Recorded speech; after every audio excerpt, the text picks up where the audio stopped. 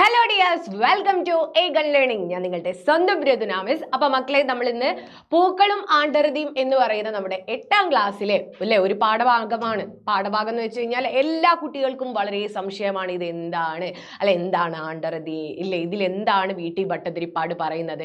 ഇങ്ങനെ ഒരുപാട് സംശയങ്ങളാണ് ഈ പാഠഭാഗത്തിനെ കുറിച്ചിട്ടുള്ളത്. അപ്പൊ മിസ് വിചാരിച്ചെന്ത്, ഇതിലെ കുറച്ച് ഇമ്പോർട്ടൻ്റ് ആയിട്ടുള്ള ക്വസ്റ്റ്യൻ നിങ്ങൾക്ക് അങ്ങ് പറഞ്ഞു തരാം. നിങ്ങൾക്ക് എന്ത് ചെയ്യാം, അതിലൂടെ തന്നെ കാര്യങ്ങൾ പെട്ടെന്ന് ഉൾക്കൊള്ളാൻ പറ്റും എന്നുള്ളത് മിസ്സിന് മനസ്സിലായി. അതുകൊണ്ടാണ് മിസ് ഇങ്ങനെ ഒരു വീഡിയോയുമായി നിങ്ങൾക്ക് മുമ്പിൽ എത്തിയിരിക്കുന്നത്. ചാനൽ ആദ്യമായിട്ട് കാണുകയാണെങ്കിൽ എന്ത് ചെയ്യണം, സബ്സ്ക്രൈബ് ചെയ്യാൻ മറക്കരുത്. വേഗം ചെന്നൊന്ന് സബ്സ്ക്രൈബ് ചെയ്തേ, എന്നിട്ട് വേഗം ഷെയർ ചെയ്യുക, ലൈക്ക് ചെയ്യണം. വീഡിയോ ഇഷ്ടപ്പെട്ട് കഴിഞ്ഞാൽ കമന്റ് ചെയ്യണം. ഇനി നിങ്ങൾക്ക് ഏത് പാഠമാണ് കൂടുതലായിട്ട് വീഡിയോ ചെയ്യേണ്ടത്, അല്ലെങ്കിൽ ടഫായിട്ട് തോന്നിയിട്ടുള്ളത്, ക്വസ്റ്റ്യൻ വേണ്ടത്, ഇതൊക്കെ നിങ്ങൾ എന്ത് ചെയ്യണം, കമന്റ് ബോക്സിൽ നിങ്ങൾ അറിയിക്കുക. വീഡിയോ ഇഷ്ടപ്പെട്ടാലും കമന്റ് ബോക്സിൽ നിങ്ങൾ അറിയിക്കാം. അപ്പൊ നമുക്ക് വീഡിയോയിലേക്ക് കടക്കാം. ആദ്യം തന്നെ നമുക്ക് എന്ത് ചെയ്യാം, ഈ ഒരു പാഠഭാഗത്തിൽ പൂക്കളും ആണ്ടറുതിയും എന്ന് പറയുന്ന ഈ ഒരു പാഠഭാഗത്തിൽ വീട്ടി ഭട്ടതിരിപ്പാട് കേരളത്തിൽ, അതായത് നമ്മുടെ കേരളത്തിൽ ഒരു സംസ്കാരമുണ്ട്. നമുക്ക് കുറെ ആഘോഷങ്ങളുണ്ട്, പ്രകൃതിയുടെ തന്നെ ഒരുപാട് ആഘോഷങ്ങളുണ്ട്.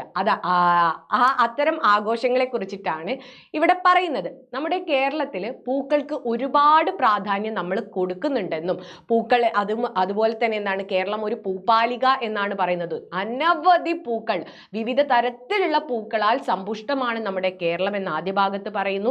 അതുപോലെ തന്നെ എന്താണ്, നമ്മൾ ഒരുപാട് ദേവതമാർ, അതുപോലെ തന്നെ നമ്മൾ ആരാധിക്കുന്ന ഒരുപാട് ദൈവങ്ങളൊക്കെ കുടിയിരിക്കുന്നത് എന്തിലാണ്, പൂക്കളിലാണെന്നും, പിന്നെ ശ്രീകൃഷ്ണൻ, അതുപോലെ തന്നെ ശിവൻ, പിന്നെ എന്താണ്, ലക്ഷ്മി ദേവി, സരസ്വതി ദേവി, ഇവർക്കൊക്കെ എന്താണ്, പൂക്കളാണ് കൂടുതൽ ഇഷ്ടമെന്ന് പറയുന്നു. നമുക്ക് പൂജിക്കാനും, അതുപോലെ തന്നെ രാവിലെ കുളിച്ചൊരുങ്ങി എന്താ പറയുക, മുടിയിൽ പൂ ചൂടി വരുന്ന ഗ്രാമീണ പെൺകുടി ഗ്രാമത്തിൻ്റെ ഐശ്വര്യമാണെന്ന് പറയുന്നു. അപ്പം നമുക്ക് പിന്നെ ഓണത്തിന്, വിഷു, എല്ലാ നമ്മുടെ ആഘോഷങ്ങളിലും എന്താണ്, പൂക്കൾക്കും കാർഷിക വിളകൾക്കും പ്രാധാന്യമുണ്ട് എന്ന് ആദ്യ ഭാഗത്ത് പറയുന്നു.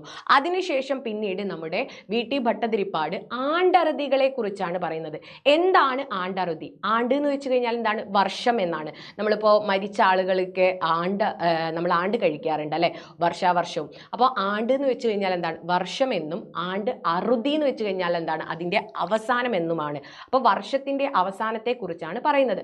അതായത് പല രാജ്യങ്ങളിലും എന്താണ്, ഇതുപോലെ പ്രകൃതിയുടെ കാലാവസ്ഥയ്ക്ക് അനുസരിച്ചുള്ള ഓരോ ആഘോഷങ്ങൾ അവർ ആഘോഷിക്കാറുണ്ട് അല്ലെ. മഞ്ഞുകാലത്ത് ഡിസംബറിൽ എന്താണ്, ക്രിസ്മസ് ആഘോഷിക്കാറുണ്ട്. അതിൻ്റെ ഭാഗമായിട്ട് ഓരോ കാലാവസ്ഥയിലും ഓരോ മാസത്തിലും അവർ ഓരോ വിശേഷ ദിനങ്ങൾ ആചരിക്കാറുണ്ട്. അപ്പം നമ്മുടെ കേരളക്കരയുടെ എന്താ പറയുക, ഇത്തരത്തിൽ ഭൂപ്രകൃതിയുമായി ബന്ധപ്പെട്ടിട്ടുള്ള ആഘോഷമാണ് ആണ്ടറുതികളാണ്. വർഷം, നമുക്ക് നമ്മുടെ കേരളത്തിന് സ്വന്തമായിട്ട് എന്താണ്, മാസ കലണ്ടർ ഉണ്ട് അല്ലെ, കൊല്ലവർഷ കലണ്ടർ ഉണ്ട്. അപ്പോൾ ആ കൊല്ലവർഷ കലണ്ടർ പ്രകാരം നമ്മൾ ആഘോഷിക്കുന്ന, നമ്മുടെ കാലാവസ്ഥയൊക്കെ നമുക്ക് കിട്ടുന്ന, കാറ്റും മഴയൊക്കെ കിട്ടുന്നതിനനുസരിച്ച്, ഋതുക്കൾ മാറുന്നതിനനുസരിച്ച് നമ്മൾ ആഘോഷിക്കുന്ന 3 ആഘോഷങ്ങളാണ് പ്രധാനമായിട്ടുള്ളതെന്നും, അതാണ് നമ്മുടെ ആണ്ടറുതി എന്നും ഇവിടെ ആര് പരിചയപ്പെടുത്തുന്നു, വീട്ടി ഭട്ടതിരിപ്പാട് പരിചയപ്പെടുത്തുന്നു. അങ്ങനെ നമ്മൾ ആഘോഷിക്കുന്ന 3 ആണ്ടറുതികളാണ് ഏതൊക്കെ, ഓണം, വിഷു, തിരുവാതിര. മനസ്സിലായോ? ഇതാണ് ഈ ഒരു പാഠഭാഗത്തിൽ പറയുന്നത്. അപ്പം നമ്മൾ കേരളത്തിന് മിസ് പറഞ്ഞല്ലേ ഒരു കൊല്ലവർഷ കലണ്ടർ ഉണ്ടെന്ന്. അപ്പോൾ ആ കൊല്ലവർഷ കലണ്ടർ പ്രകാരം നമുക്ക് എത്ര മാസങ്ങളുണ്ട്, 12 മാസങ്ങളുണ്ട്, മലയാള മാസങ്ങൾ. ചിങ്ങം, കന്നി, തുലാം, വൃശ്ചികം, ധനു, മകരം, കുംഭം, മീനം, മേടം, ഇടവം, മിഥുനം, കർക്കിടകം തുടങ്ങി 12 മാസങ്ങളുണ്ട്. അതിൽ നമ്മൾ ആദ്യത്തെ മാസം ചിങ്ങമാസം അല്ലെ, സെപ്റ്റംബർ ഒക്കെ ആകുന്ന സമയത്ത് നമ്മൾ ആഘോഷിക്കുന്ന നമ്മുടെ എന്താ പറയുക, മലയാള മാസപ്രകാരം നമുക്ക് പുതുവർഷം എന്ന് പറയുന്നത് ചിങ്ങമാണ്. അപ്പോൾ ചിങ്ങത്തിൽ ആദ്യം വർഷം നമ്മൾ ആരംഭിക്കുന്നത് തന്നെ ഓണം ആഘോഷിച്ചുകൊണ്ടാണ്. അതിനുശേഷം ഡിസംബർ ഒക്കെ ആകുമ്പോഴേക്കും അല്ലെ, മഞ്ഞൊക്കെ ആകുമ്പോഴേക്കും എന്താണ്, വൃശ്ചിക മാസം ആകുമ്പോഴേക്കും എന്ത് വരും, തിരുവാതിര വരും അല്ലെ, നമ്മൾ ആഘോഷിക്കും. പിന്നെ എന്താണ്, മേടമാസത്തിൽ, അതായത് ഒരു ഏപ്രിൽ ഒക്കെ ആകുന്ന സമയത്ത് നമ്മൾ ആഘോഷിക്കുന്നതാണ് എന്ത്, നമ്മുടെ വിഷു എന്ന് പറയുന്നത്. ഇതാണ് നമ്മുടെ കേരളത്തിൻ്റെ ആഘോഷം അല്ലെങ്കിൽ ആണ്ടറുതി. വർഷങ്ങളുടെ ഓരോ അവസാനത്തിലും നമ്മൾ ആഘോഷിക്കുന്ന, ഓരോ മാസത്തിലും അല്ലെ, ഇത്ര മാസം കഴിയുന്ന സമയത്ത് നമുക്ക് അടുത്ത ആഘോഷമാണ്. ഇങ്ങനെ നമ്മൾ ആഘോഷിക്കുന്ന 3 ആണ്ടറുതികളാണ് ഇത്, ഓണം, തിരുവാതിര, അതുപോലെ തന്നെ നമ്മുടെ വിഷു എന്ന് പറയുന്നത്. അപ്പം ഇതിൽ നമ്മൾ ഓണം എന്ന് ഇവിടെ നിങ്ങൾ ആലോചിക്കണം, ഇവിടെ വിഷു എന്ന് പറയുന്നത് അധ്വാനിക്കുക, നിങ്ങൾ ടെക്സ്റ്റിൽ കണ്ടിട്ടുണ്ടാവും, അധ്വാനിക്കുക. അതുപോലെ തന്നെ ഓണം എന്ന് പറയുന്നത് അതെന്താണ്, അനുഭവിക്കുക. പിന്നെ തിരുവാതിര എന്ന് വെച്ച് കഴിഞ്ഞാൽ എന്താണ്, ആഹ്ലാദിക്കുക. ഇതാണ് നമ്മുടെ ഒരു ജീവിത രീതി അല്ലെ, കേരളത്തിന്റെ ഒരു ജീവിത രീതി ഈ രീതിയിലായിരിക്കണം എന്നാണ് വി.ടി. ഭട്ടതിരിപ്പാട് പറയുന്നത്. നമ്മളെല്ലാവരും എല്ലുമുറിയെ പണി ചെയ്താലേ പല്ലുമുറിയെ നമുക്ക് തിന്നാൻ പറ്റൂ എന്ന് നമ്മൾ പറയാറുണ്ട്. അപ്പം വിഷുവിന്റെ ആ ഒരു സമയത്ത്, ആ മാസക്കാലയളവിൽ, ആ ഒരു വേനൽ ചൂടിന്റെ ആ ഒരു മാസക്കാലയളവിൽ നമ്മൾ എന്ത് ചെയ്യണം? അധ്വാനിക്കണം. അടുത്ത മഴ കിട്ടുന്ന സമയത്തേക്ക് നമ്മൾ എന്ത് ചെയ്യണം? അല്ലെ, ഈ പാടമൊക്കെ ഇളക്കി മറിക്കണം. അതുപോലെ തന്നെ എന്താണ്, ബാക്കിയുള്ള കൃഷി ഒരുക്കങ്ങളൊക്കെ ചെയ്ത് അധ്വാനിക്കേണ്ട സമയമാണ് വിഷു എന്ന് പറയുന്നത്. അപ്പോൾ ആ വിഷു സമയത്ത് നമ്മൾ കഴിഞ്ഞു കഴിഞ്ഞാൽ നമുക്ക് എന്താണ്, ഇപ്പം നമുക്ക് പെയ്യുന്നില്ലേ മഴ, ഈ ഒരു കർക്കിടക സമയം അല്ലെ, എന്താ പറയുക, തിരുവാതിരേൻ്റെ സമയം, കർക്കിടക സമയമായി അല്ലെ, തിരുവാതിരയല്ല, കർക്കിടക സമയമാകുന്ന സമയത്ത് എന്താണ്, വളരെ കാറ്റും മഴയുമാണ്. അതായത് ഈ ഒരു മാസം കടന്നു പോകുന്നത്. അതിനുശേഷമാണ് നമുക്ക് എന്ത് വരുന്നത് അല്ലെ, കർക്കിടകം കഴിഞ്ഞു കഴിഞ്ഞാൽ നമുക്ക് എന്ത് വരും? ചിങ്ങം വരും. സെപ്റ്റംബർ, ഇതാ നിങ്ങൾക്ക് ഓണപരീക്ഷ വരുന്നില്ലേ, ചിങ്ങം വരും. ആ സമയത്ത് നമ്മൾ കൃഷി ചെയ്ത ഈ വിളവെടുപ്പൊക്കെ നമ്മൾ എന്താണ്, പറിച്ച് നമ്മളത് അനുഭവിക്കുകയാണ്, അത് കഴിക്കുകയാണ് അല്ലെ, അതിൽ നിന്ന് വരുമാനം നേടുന്നു, അത് അനുഭവിക്കുന്നു. അങ്ങനെ ഡിസംബർ മഞ്ഞുകാലമാകുന്ന സമയത്തേക്ക്, വൃശ്ചിക മാസമാകുന്ന സമയത്തേക്ക് നമ്മൾ എന്താകും, തിരുവാതിര സമയത്ത് നമ്മൾ ആഘോഷിക്കും, നമ്മൾ നൃത്തം ചെയ്യും. അതുപോലെ തന്നെ എന്താണ്, നമ്മുടെ കൈക്കും കാലിനും ഒക്കെ വിശ്രമമായിരിക്കും ഏത് തിരുവാതിര സമയം. നമ്മൾ ഇങ്ങനെ ആയിരിക്കണം നമ്മുടെ കേരളീയരുടെ ജീവിത രീതി എന്നാണ് ഇവിടെ പറയുന്നത്. പണ്ട് അങ്ങനെ ആയിരുന്നു എന്നാണ് ഇവിടെ ഓർമ്മപ്പെടുത്തുന്നത്. ഇതാണ് നമ്മുടെ പൂക്കളും ആണ്ടറുതിയും. ഇനി ഇതില് ഋതുക്കൾ അല്ലെ, ഋതുക്കളുടെ മാറ്റമാണ് മഴ അല്ലെ, മഞ്ഞ്, വേനൽ, ഇങ്ങനെ ഋതുക്കളുടെ മാറ്റത്തിനനുസരിച്ചാണ് നമ്മുടെ എന്താ പറയുക ആണ്ടറുതികൾ എന്ന് മിസ് പറഞ്ഞല്ലോ. അങ്ങനെ പ്രധാനമായിട്ടും നമുക്ക് 6 സീസൺസുകളാണ് ഉള്ളത്. ഏതൊക്കെയാണ്? വസന്തം, ഗ്രീഷ്മം, വർഷം, ശരത്ത്, ഹേമന്തം, ശിശിരം. ഇതാണ് നമ്മുടെ പ്രധാന ഋതുക്കൾ. ഇനി കേരളത്തിന്റെ ആണ്ടറുതി ഏതൊക്കെയാന്ന് ഇപ്പൊ മക്കൾക്ക് മനസ്സിലായല്ലോ അല്ലെ. 3 തരം ആഘോഷങ്ങളാണ് നമുക്കുള്ളത് അല്ലെ. എന്താ പറയുക, ഇത്ര മാസം കഴിഞ്ഞു കഴിഞ്ഞാൽ ഓരോ വേനൽ അല്ലെ, മഴ, അതുപോലെ തന്നെ മഞ്ഞ് എന്നിവയ്ക്ക് അടിസ്ഥാനമാക്കി നമുക്ക് 3 ആണ്ടറുതികളുണ്ട്: ഓണം, വിഷു, തിരുവാതിര. ഇനി ഇതിൽ നിന്ന് വരുന്ന ഒരു പ്രധാനപ്പെട്ട ഒരു മാർക്കിന്റെ ചോദ്യമാണ്, നിങ്ങളുടെ ടെക്സ്റ്റിൽ തന്നെ നിങ്ങളോട് ചോദിച്ചിട്ടുള്ള ഒരു ചോദ്യമായിരുന്നു. ലോകം എന്നുള്ളത് ഒരു നാമപദമാണ്. ഈ നാമപദത്തിൽ നിന്ന് രൂപപ്പെടുന്ന മറ്റൊരു പദമാണ് എന്ത്? ലൗകികം. അപ്പം ലോകം എന്നത് ലൗകികമാകുമെങ്കിൽ അതുപോലെ നിങ്ങളോട് പദങ്ങൾ തന്നിട്ട് അതിന് ഉണ്ടാകുന്ന മാറ്റം അല്ലെങ്കിൽ പുതിയതായി രൂപപ്പെടുന്ന നാമപദം ഏതാണ് എന്നുള്ള ഒരു ചോദ്യം വരും. അപ്പോൾ ഇത് മക്കളെ നോട്ടിൽ എഴുതിയെടുത്തോളണം. ഭൂതം ഭൗതികം, കൃഷി കാർഷികം, നീതി നൈതികം, വേദം വൈദികം, ആത്മാവ് ആത്മീയം, കേരളം കേരളീയം, ദൈവം ദൈവികം. ഓക്കെ, ഈ രീതിക്ക് എന്താണ്, നമുക്ക് പദങ്ങൾ തന്നിട്ട് അതിനുണ്ടാകുന്ന നാമപദത്തിൽ ഉണ്ടാകുന്ന മാറ്റം എന്തൊക്കെയാണെന്ന് ചോദ്യം വരാം. ഇനി അടുത്ത കുറച്ച് ചോദ്യങ്ങളാണ്. അപ്പം എന്താണ് ഈ പൂക്കളും ആണ്ടറുതിയും? നമ്മുടെ കേരളീയ സംസ്കാരത്തെ നമുക്ക് പരിചയപ്പെടുത്തി തന്നതാണ്. അപ്പം ഇതിൽ നിന്ന് പ്രധാനമായിട്ട് ചോദ്യം വരാവുന്ന കുറച്ച് ചോദ്യങ്ങളാണ് മിസ് ഇവിടെ എടുത്തിട്ടുള്ളത്. അതൊന്ന് നമുക്ക് നോക്കാം. പ്രകൃതി സൗന്ദര്യത്തിൽ പൂർണ്ണമായി ആറാടാൻ തനിക്ക് കഴിയുന്നില്ല എന്ന് കവി പറയാനുള്ള കാരണം, പ്രകൃതി സൗന്ദര്യത്തിൽ പൂർണ്ണമായിട്ട് ആറാടാൻ തനിക്ക് കഴിയുന്നില്ല എന്ന് പറയാൻ കാരണം എന്താണ്? പ്രകൃതിക്ക് ഓരോ സമയത്തും ഓരോ ഭാവമാണ്. ചിലപ്പോൾ എന്തായിരിക്കും, കടും വേനലായിരിക്കും. ചില സമയത്ത് എന്തായിരിക്കും, നല്ല മഴ. ചിലപ്പോൾ അത് എന്താണ്, വളരെ മൂർച്ഛിച്ച മഴയായിരിക്കും അല്ലെ, അത്രത്തോളം പേമാരി ആയിരിക്കും. ചിലപ്പോൾ നല്ല കാലാവസ്ഥയായിരിക്കും. ചിലപ്പം എന്താ പറയുക, മഞ്ഞായിരിക്കും. അപ്പോൾ പ്രകൃതിക്ക് ഓരോ സമയത്തും ഓരോ ഭാവമാണ്. അപ്പോൾ അത് നമുക്ക് അനുഭവിക്കാൻ ചിലപ്പം പറ്റുമെങ്കിലും നമുക്ക് എന്താണ്, പൂർണ്ണമായിട്ട് അത് കവിതയിലേക്ക് എഴുതാൻ കവികൾക്ക് പറ്റില്ല. അപ്പൊ പൂർണ്ണമായിട്ട് അത് കവിതയാക്കാൻ പറ്റാത്തത് കൊണ്ടാണ് കവി എന്ത് പറയുന്നത്, എനിക്ക് പ്രകൃതി സൗന്ദര്യത്തിൽ പൂർണ്ണമായിട്ട് അല്ലെ ആറാടാൻ കഴിയുന്നില്ല എന്ന് പറയുന്നത്. മനസ്സിലായോ? ഇനി അടുത്തൊരു ചോദ്യം. കേരളം ഒരു കാർഷിക പ്രദേശമാണെങ്കിലും കർഷക കുടുംബങ്ങളിൽ എന്നും പഞ്ഞമാണ്.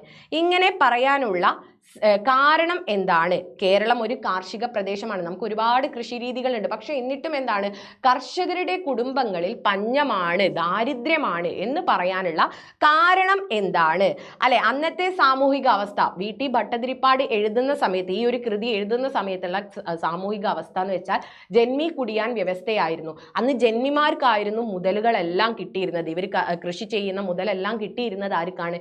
ജന്മിമാർക്കായിരുന്നു. അതുകൊണ്ടാണ് കർഷക കുടിലുകൾ അന്ന് പഞ്ഞമാണ് എന്ന് പറയാൻ കാരണം. ഇനി ശബളാഭമായ ഒരു പൂപ്പാലികയാണ് കേരളം. ഇത് പ്രധാനപ്പെട്ട ഒരു ചോദ്യമാണ്, നിങ്ങളുടെ ടെക്സ്റ്റിലുള്ളതാണ്, എഴുതിയെടുത്തോളണം. ശബളാഭമായ ഒരു പൂപ്പാലികയാണ് കേരളം. കേരളത്തെ പൂപ്പാലിക എന്ന് വിശേഷിപ്പിക്കാൻ കാരണം എന്താണ്? നാനാതരത്തിലുള്ള വ്യത്യസ്ത തരത്തിലുള്ള പൂക്കൾ കേരളത്തിൽ ഉള്ളതുകൊണ്ടാണ് കേരളത്തെ എന്ത് പറയുന്നത്? കേരളം ഒരു പൂപ്പാലികയാണ്. പൂപ്പാലിക ഇവിടെ എന്താണ്? കേരളത്തെ പൂക്കളെ എന്താണ്? പൊന്നാണയമായിട്ടും ഇവിടെ ചിത്രീകരിച്ചിട്ടുണ്ട്. അപ്പോൾ കേരളത്തിന്റെ പൊന്നാണയം എന്താന്ന് ചോദിച്ചാൽ അത് പൂക്കളാണെന്ന് കൂടെ മക്കള് പറഞ്ഞോളണം. ഇനി എന്താണ് ആണ്ടറുതി? എന്താണ് ആണ്ടറുതി എന്ന് ചോദിച്ചാൽ വർഷത്തിന്റെ അവസാനത്തെയാണ് നമ്മൾ ആണ്ടറുതി എന്ന് പറയുന്നത്. ഓരോ ഋതുക്കൾക്കും ഉണ്ടാകുന്ന മാറ്റത്തിനനുസരിച്ച് എന്താണ്? ഓരോ ആഘോഷങ്ങളും എന്താണ്? പ്രകൃതി ആഘോഷിക്കുന്നു. അത്തരത്തിലുള്ള ആഘോഷങ്ങളെയാണ് ആണ്ടറുതികൾ എന്ന് പറയുന്നത്. ഇവിടെ എഴുതിയിട്ടുണ്ട്, ആണ്ടിന്റെ അറുതിയാണ് ആണ്ടറുതി. ഋതുക്കൾക്കുണ്ടാകുന്ന മാറ്റവും അവയുടെ അവസാനവുമാണ് ആണ്ടറുതി എന്നതുകൊണ്ട് ഉദ്ദേശിക്കുന്നത്. ഓക്കെ, ഇനി അടുത്തത്, കേരളത്തിൽ പ്രധാന ആണ്ടറുതി ഏതാന്ന് ചോദിച്ചാൽ കേരളത്തിലെ പ്രധാന ആണ്ടറുതികൾ ഏതൊക്കെയാ? അപ്പോൾ ഓണം, തിരുവാതിര, വിഷു അല്ലെ? വിഷു, ഓണം, തിരുവാതിര. ഇനി ആണ്ടറുതികളുടെ പ്രാധാന്യം എന്താണ്? എന്താണ് ആണ്ടറുതികളുടെ പ്രാധാന്യം? ഓരോ കാലാവസ്ഥാ സമയത്തും നമ്മൾ ചെയ്യേണ്ട ഓരോ കാര്യങ്ങളുണ്ട് അല്ലെ? വിഷു ആകുന്ന സമയത്ത് നമ്മൾ അധ്വാനിക്കണം, പണിയെടുക്കണം. ഓണമാകുന്ന സമയത്ത് അതിൻ്റെ വിളവെടുക്കണം. പിന്നെ എന്താണ്? തിരുവാതിര ആവുന്ന സമയത്ത് നമ്മൾ അതിനെ ആഹ്ലാദിക്കണം, നമ്മൾ വിശ്രമിക്കേണ്ട സമയമാണ് തിരുവാതിര സമയം. മനസ്സിലായോ? ഇങ്ങനെ അതുകൊണ്ടാണ് ഓരോ ആണ്ടറുതിക്കും എന്താണ്? അത്രത്തോളം പ്രാധാന്യമുണ്ട് എന്ന് പറയുന്നത്. കാരണം ഓരോ കാലാവസ്ഥയും ഓരോ ആണ്ടറുതിയിലായിരിക്കും. ഓരോ ഋതുവിലും മലയാളിക്ക് ഓരോ കാർഷിക ആഘോഷങ്ങളുണ്ട്. വിശ്രമമില്ലാത്ത കർഷകരുടെ ജീവിതത്തിന് വിശ്രമവും സന്തോഷവും പകരുന്നതാണ് ആണ്ടറുതികൾ. ഓണം, വിഷു, തിരുവാതിര എന്നീ പ്രധാന ആഘോഷങ്ങളിൽ ഓണം സമൃദ്ധിയെയും വിഷു അധ്വാനത്തെയും തിരുവാതിര സൗന്ദര്യത്തെയും വിശ്വാസത്തിന്റെയും അടയാളമാണ്. മനസ്സിലായോ? അപ്പൊ തിരുവാതിര സമയത്താണ് നമ്മൾ എന്താക്കുന്നത്? ശരിക്കും തിരുവാതിര ഉണ്ടാവുന്നത് നമ്മുടെ ശിവനെ വിവാഹം കഴിക്കാൻ വേണ്ടി പാർവതീദേവി എന്താണ്? പലതരത്തിലുള്ള കഠിനമായിട്ടുള്ള തപസ്സും അനുഷ്ഠിക്കുന്നു. നമ്മുടെ ശിവൻ പലതരത്തിലുള്ള പരീക്ഷണങ്ങൾ എന്താ പറയുക പാർവതിക്കായി കൊടുക്കുകയും അതിലൊക്കെ വിജയിച്ചെന്താണ്? നമ്മുടെ പാർവതി ശിവനെ വിവാഹം കഴിക്കുകയും ചെയ്യുന്നു. അപ്പോൾ അതുപോലെ സുമംഗലികളായിട്ടുള്ള സ്ത്രീകൾ എന്താണ്? തൻ്റെ ഭർത്താക്കന്മാർക്കും അതുപോലെ തന്നെ എന്താണ്? കുടുംബത്തിനൊക്കെ ഐശ്വര്യം വരാൻ വേണ്ടിയിട്ട് വ്രതം അനുഷ്ഠിക്കുന്ന ഒരു വ്രതമാണ് ഏത്? തിരുവാതിര എന്ന് പറയുന്നത്. അത് വിശ്വാസത്തിൻ്റെയും അതോടൊപ്പം ആനന്ദത്തിൻ്റെയും എന്താണ്? ഒരു ആഘോഷമാണ്. അപ്പോൾ നമ്മൾ ചെയ്യേണ്ട കാര്യങ്ങൾ ചെയ്യേണ്ട സമയത്ത് ചെയ്യണം. അതുകൊണ്ട് തന്നെയാണ് ആണ്ടറുതികൾക്ക് ഇത്ര പ്രാധാന്യമുള്ളത്. ഉത്സവം, വേല, പൂരം എന്നീ ആഘോഷങ്ങൾ കാർഷിക ജീവിതവുമായി എങ്ങനെയെല്ലാം ബന്ധപ്പെട്ടിരിക്കുന്നു അല്ലെ? ഉത്സവം, വേല, പൂരം ഇതൊക്കെ എങ്ങനെയാണ് ബന്ധപ്പെട്ടിരിക്കുന്നത്?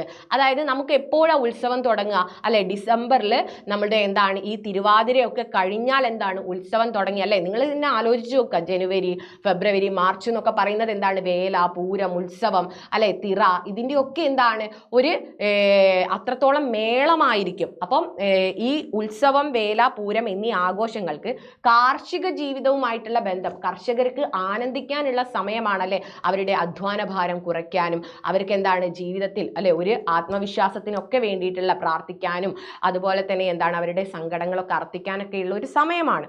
ഓരോ ആഘോഷത്തിനും കാർഷിക ജീവിതവുമായിട്ട് ബന്ധമുണ്ട്. അധ്വാനിച്ചുണ്ടാക്കുന്ന കാർഷിക വിഭവങ്ങൾക്കും അതിനുവേണ്ടി നൽകിയ അധ്വാനത്തിനും ഈ ആഘോഷവുമായി ബന്ധമുണ്ട് അല്ലെ? അപ്പൊ നമ്മൾ പറഞ്ഞോളണം, അവർക്ക് എന്താണ് ആനന്ദിക്കാനുള്ള ഒരു സമയമാണ്. അതുപോലെ തന്നെ എന്താണ് ഈ വിളവെടുത്ത് കഴിഞ്ഞിട്ടുള്ള പാടങ്ങളിലൊക്കെ ആയിരിക്കും ഇതുപോലെ എന്താണ് വേലയും പൂരവും ഒക്കെ നടക്കാറുണ്ടാവുക. ഓണം ശുചിത്വത്തിന്റെ അടയാളമാണ് അല്ലെ? ഓണം ശുചിത്വത്തിന്റെ അടയാളമാണ്. എങ്ങനെയാണ് ഓണം ശുചിത്വത്തിന്റെ അടയാളമാകുന്നത്? ഇപ്പൊ നിങ്ങൾ കണ്ടിട്ടില്ലേ? ഇപ്പൊ എന്താണ്? കർക്കിടക മാസമാണ് അല്ലെ? നല്ല മഴയാണ്, പഞ്ഞ കർക്കിടകമാണ്. അത്രത്തോളം കാറ്റും കോളുമുള്ള മഴയാണ് ഈ ഒരു സമയത്ത് ഉണ്ടാവുക. ഈ ഒരു സമയത്ത് നമ്മൾ എന്ത് ചെയ്യും? വീടൊക്കെ ശുദ്ധീകരിച്ച്, നിങ്ങൾ മറ്റേതിൽ കണ്ടില്ലേ? ചേട്ടേ ചേട്ടേ പോ എന്ന് പറഞ്ഞുകൊണ്ട് അല്ലെ? കലിയാ കൂയി എന്ന് പറഞ്ഞ് നമ്മൾ വീടിന് ചുറ്റും എന്താ പറയുക വീട്ടിലുള്ള ഈ വൃത്തിയൊക്കെ ആക്കിയിട്ട് എന്താണ് അതിലെ ചണ്ടിയും അല്ലെ ദോഷങ്ങളും ഒക്കെ എന്താണ് പുറത്ത് കൊണ്ടുപോയി കളയുന്നത് അല്ലെ? നമ്മുടെയൊക്കെ വീട്ടിൽ നമ്മൾ ആഘോഷിക്കാറുണ്ട് അല്ലെ? ഈ വാഴത്തട്ടയൊക്കെ എന്താണ് വെച്ച് കൂടാരമൊക്കെ ഉണ്ടാക്കിയിട്ട്. അപ്പം ആ ഒരു സമയമാണിത്. ഇത് കഴിഞ്ഞാൽ എന്താണ് ഇനി വരുന്നത്? ഓണമാണ്. അപ്പം ഈ ഓണം എന്ന് വെച്ച് കഴിഞ്ഞാൽ ശരിക്കും എന്താണ്? വീടൊക്കെ ശുദ്ധീകരിച്ച് ഐശ്വര്യം വീട്ടിലേക്ക് കൊണ്ടുവരുന്നതാണ്. അതുകൊണ്ടാണ് ഓണത്തെ ശുചിത്വത്തിന്റെ അടയാളമായിട്ട് കാണുന്നത്. മനുഷ്യന്റെ ഉള്ളിലുള്ളതും പുറമെയുള്ളതുമായിട്ടുള്ള ദുർവിചാരങ്ങളെയും വൃത്തിഹീനതകളുടെയും ശുദ്ധീകരണം ഓണത്തിന്റെ ഒരുക്കത്തിലൂടെ നിറവേറ്റപ്പെടുന്നു. കർക്കടക സംക്രാന്തി മുതൽ ഓണത്തിന്റെ ഒരുക്കം തുടങ്ങുന്നു. അതായത് ഈ ഒരു മാസമൊക്കെ എന്താണ്? ഓണത്തിന്റെ ഒരുക്കമാണ്. നമ്മൾ വീടൊക്കെ വൃത്തിയാക്കുന്നില്ലേ? അന്നാളിലെ പ്രധാന ചടങ്ങുകളിൽ ഒന്ന് ചേട്ടയെ കളയുക എന്നുള്ളതാണ്. ഇതാണ് മിസ് ഇപ്പോൾ പറഞ്ഞത്, ചേട്ടയെ കളയുക അല്ലെ. ചേട്ടയെ പോന്ന് പറഞ്ഞ് നമ്മൾ എന്താണ് വീടൊക്കെ വൃത്തിയാക്കി അതൊരു കുടത്തിലാക്കി അല്ലെ ഉപ്പും മുളകൊക്കെ വെച്ച് ചൂലൊക്കെ വെച്ച് എന്താണ് ഇതിങ്ങനെ നമ്മൾ ചൂട്ടും കത്തിച്ച് എല്ലാവരുടെ വീട്ടിൻ്റെ ചുറ്റും കൂകി എന്താണ് അതുകൊണ്ട് കളയും. അങ്ങനെ ഒരു സ്ത്രീ എന്താണ് അതെ അശണ്ടകളെല്ലാം ഒരു പൊട്ടക്കലത്തിൽ ശേഖരിച്ച് ഒരു സ്ത്രീ അതെടുത്ത് ചൂലും ചാണകവെള്ളവുമായി പാടി പുറത്തെത്തുമ്പോൾ ചേട്ടേ പോ എന്ന് അട്ടഹസിക്കും. ഇങ്ങനെ ഐശ്വര്യം അകത്തെത്തും എന്നാണ് സങ്കല്പം. അതുകൊണ്ടാണ് ഓണം ശുചിത്വത്തിന്റെ അടയാളമായിട്ട് മാറുന്നത്. തിരുവാതിരയുടെ ചടങ്ങുകൾ എന്തൊക്കെയാണ്? രാവിലെ തന്നെ സുമംഗലിയായിട്ടുള്ള സ്ത്രീകൾ കുളത്തിൽ പോയിട്ട് എന്താണ് മുങ്ങി കുളിക്കുന്നു. അതിനുശേഷം എന്താണ് അവർ നല്ല വസ്ത്രം ധരിക്കുന്നു. കിഴങ്ങ് അല്ലെ നമ്മുടെ എന്താണ് കായ്ക്കനികൾ മാത്രമേ കഴിക്കൂ, അരിയാഹാരം കഴിക്കില്ല, വ്രതമായിരിക്കും, ഒരിക്കലായിരിക്കും. പിന്നെ അതുപോലെ തന്നെ രാത്രി എന്താണ് വിളക്കിന് ചുറ്റും അവര് നൃത്തം വെക്കുന്നു അല്ലെ. തിരുവാതിര ആഘോഷം സ്ത്രീകളുമായി ചേർന്ന് നിൽക്കുന്നു. കുടുംബജീവിതത്തിന്റെയും ദാമ്പത്യ ജീവിതത്തിന്റെയും സൗഖ്യമാണ് തിരുവാതിരയുടെ ലക്ഷ്യം. അശ്വതി നാൾ മുതൽ വിവാഹിതരായ സ്ത്രീകൾ പുലർച്ചെ തെളിവെള്ളത്തിലിറങ്ങി സഖികളോടൊപ്പം ആടുകയും പാടുകയും ഉല്ലസിക്കുകയും ചെയ്യുന്നു. പ്രഭാതത്തിൽ ശുഭ്രവസ്ത്രം ധരിച്ച് അണിഞ്ഞൊരുങ്ങി ഊഞ്ഞാലാടുകയും കൈകൊട്ടി കളിക്കുകയും വേണം. ഇളനീർ, കിഴങ്ങ്, പഴവർഗ്ഗങ്ങൾ തുടങ്ങിയവ ഭക്ഷിക്കുന്നു. രാത്രിയിൽ സ്ത്രീകൾ നടുമുറ്റത്തൊരുമിച്ച് ചേർന്ന് ആതിരപ്പൂ ചൂടണം. ഓക്കെ, ഇതാണ് നമ്മുടെ എന്തിന്റെ തിരുവാതിരയുടെ ചടങ്ങ്. പഠിച്ചു വെച്ചോളണം. എന്താണ് ചടങ്ങ് എന്ന് ചോദിച്ചാൽ നിങ്ങൾക്ക് എഴുതാൻ പറ്റണം. അധ്വാനിക്കുക, ആഹ്ലാദിക്കുക, അനുഭവിക്കുക. അത് നേരെ തിരിച്ചിട്ടാണ്. ആഹ്ലാദിക്കുക ഏറ്റവും ലാസ്റ്റാ. അധ്വാനിക്കുക, അനുഭവിക്കുക, ആഹ്ലാദിക്കുക. അധ്വാനിക്കുന്നത് ഏത് സമയത്താ? വിഷു സമയത്ത്. അത് അനുഭവിക്കുന്നത് ഏത് സമയത്താ? ഓണം. ആഹ്ലാദിക്കുന്നത് നമ്മൾ നൃത്തം ചെയ്യുന്നത് എപ്പോഴാണ്? തിരുവാതിരയ്ക്ക്. ഇതാണ് കേരളീയരുടെ ജീവിത ദർശനം. അതിന് പ്രകൃതി അനുകൂലമാകുന്നത് എങ്ങനെ? ഇങ്ങനെ ഒരു ചോദ്യം വന്നാൽ നമ്മൾ എന്തെഴുതും? ഋതുക്കളെ അടിസ്ഥാനമാക്കിയാണ് കേരളത്തിന്റെ കാർഷിക ജീവിതം രൂപപ്പെട്ടത്. ശരത്കാലത്തിലെ ആഘോഷമാണ് വിഷു. മേടം മുതൽ ശരത് ആരംഭിക്കുന്നു. ഇക്കാലത്തിൽ കണിക്കൊന്ന പൂത്തുലയുന്നു. വിഷുപക്ഷി കർഷകരെ വിളിച്ചുണർത്തുന്നു. അടുത്ത ആണ്ടറുതി ഓണമാണ്. വട്ടൻ എന്ന് വെച്ച് കഴിഞ്ഞാൽ ഒരു തരം നെല്ലാണ്. ആ നെല്ലിങ്ങനെ എന്താണ് കിളിർക്കുക, അതായത് നെല്ല് നമുക്ക് കൊയ്യാനായി എന്നുള്ളത്. വട്ടന്റെ ചുണ്ടു ചുവന്നാൽ അത്തം മുറ്റത്തെത്തും. തൊഴുത്തിന് പുറത്ത് മത്തപ്പൂ വിരിയും. അതായത് ബാക്കിൽ എന്താണ് നമ്മൾ നട്ടിട്ടുള്ള വിത്തുകളൊക്കെ എന്താണ് മുളച്ച് പൊന്ത് അതിൽ പൂവിടും. ഈ സമയത്താണ് എന്താകുന്നത്? നമുക്ക് ഓണം എത്തി എന്ന് എല്ലാവരും അറിയുന്നത്. അങ്ങനെ പൂക്കളുടെ ഉത്സവമായി ഓണം മാറുന്നു. വൃശ്ചിക കാറ്റടങ്ങി, അതായത് ഈ ഒരു മാസം കർക്കിടകത്തിലുള്ള എല്ലാം കഴിഞ്ഞിട്ട് എന്താണ് പിന്നീട് ഇല കൊഴിഞ്ഞു വീഴും. അതായത് ഈ ഓണം കഴിഞ്ഞ് വൃശ്ചിക കഴിഞ്ഞു കഴിഞ്ഞാൽ എന്താണ്? അതെ, നമ്മൾക്ക് ഇല പൊഴിഞ്ഞ് ഹേമന്തത്തിലെ ഋതുവിലെ ആഘോഷമാണ് തിരുവാതിര. പിന്നെ മഞ്ഞ് പെയ്യുന്ന സമയത്ത് നമ്മൾ ആഘോഷിക്കുന്ന ആഘോഷമാണ് ഏത്? തിരുവാതിര. ഇത്തരത്തിൽ ഓരോ ആഘോഷവും പ്രകൃതിക്ക് അനുകൂലമായിട്ടാണ് തീരുന്നത്. അപ്പോൾ ഓരോ സമയത്തും എന്താണ്? വേനൽ സമയത്ത് നമ്മൾ വിഷു ആഘോഷിക്കുന്നു അല്ലെ. പിന്നീട് അത് കർക്കിടകം മാസം മഴയൊക്കെ കഴിഞ്ഞിട്ട് എന്താണ്? ഓണം ആഘോഷിക്കുന്നു. അത് കഴിഞ്ഞിട്ട് അല്ലെ നമ്മൾ ഇവിടെ നിങ്ങൾ കഴിഞ്ഞില്ലേ വൃശ്ചിക കാറ്റടങ്ങിയിട്ട് അല്ലെ ഓണത്തിൽ വൃശ്ചികമൊക്കെ കഴിഞ്ഞിട്ട് എന്താണ്? പിന്നീട് നമ്മൾ എവിടേക്ക് കടക്കുന്നു? അതെ, ഹേമന്തത്തിലേക്ക് കടക്കുന്നു. മഞ്ഞാവുന്നു. ഡിസംബറിൽ നമ്മൾ തിരുവാതിര ആഘോഷിക്കുന്നു. ഇങ്ങനെയാണ് ഓരോ കാലാവസ്ഥയും എന്താണ്? നമ്മുടെ ഓരോ ആഘോഷങ്ങൾക്കും അനുകൂലമായിട്ടാണ് വരുന്നത്. ഇതാണ് പ്രകൃതിയും ആഘോഷിക്കുന്നു, അതോടൊപ്പം കേരളക്കരയും എന്താണ്? ഇത്തരം ആണ്ടറുതികൾ ആഘോഷിക്കുന്നു. അപ്പം മനസ്സിലായല്ലോ? ഇതിലുള്ള പ്രധാന ചോദ്യങ്ങളൊക്കെ മക്കൾക്ക് മനസ്സിലായിട്ടുണ്ടാകുമെന്ന് വിചാരിക്കുന്നു. അപ്പം പൂക്കളും ആണ്ടറുതിയും എന്നുള്ള പാഠം ഒന്ന് വായിച്ചു നോക്കുക. ഇപ്പം മിസ് പറഞ്ഞ ആശയം വെച്ച് വായിച്ചു നോക്കിക്കഴിഞ്ഞാൽ മക്കൾക്ക് സിമ്പിൾ ആയിരിക്കും. അപ്പോൾ വീഡിയോ ഇഷ്ടപ്പെട്ടാൽ ലൈക്ക് ചെയ്യാൻ മറക്കരുത്, ഷെയർ ചെയ്യാൻ മറക്കരുത്. അപ്പം എങ്ങനെയുണ്ടായിരുന്നു വീഡിയോ എന്ന് പറയുക. അപ്പം നമുക്ക് അടുത്ത വീഡിയോയിൽ കാണാം. അതുവരെ ബൈ.